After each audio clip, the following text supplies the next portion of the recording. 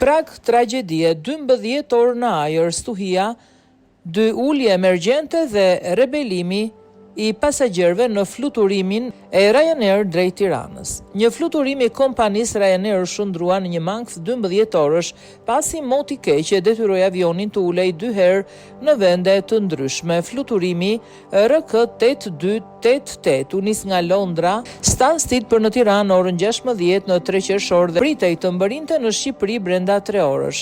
Në vend të kësaj, pasagjerët përjetuan devijime drejt Brindizit në Itali dhe Selanikut në Greqi pasi stuhit me bubullima e bën të pamundur ulje në avionit në aeroportin e Tiranës. Avioni më në fund të ul në kryeqytetin shqiptar në orën 5 sipas orës lokale, afërsisht 9 orë me vonesë, por gjatë ndalesës së dytë në Greqi.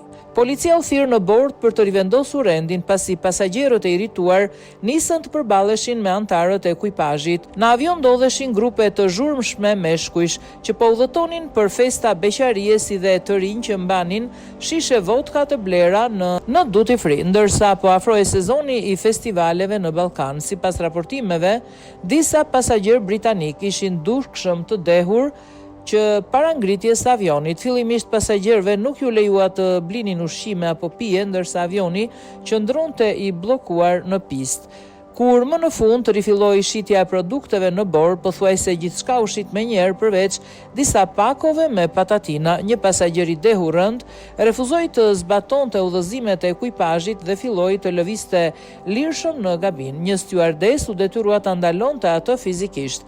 Ajo fjalë për fjalë kapi, e ngriti si një fëmijë dhe e shtyu përsëri në sediljen e tij. Ishte çmendur, tha burimi. Kur avioni mbriti në Selanik, pasagjerët organizuan atë që burimi e përshkroi si një rebelim kundër kapitenit.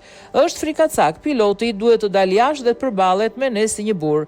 Bërtiti një grup burrash të zemëruar në drejtim të kabinës së pilotit.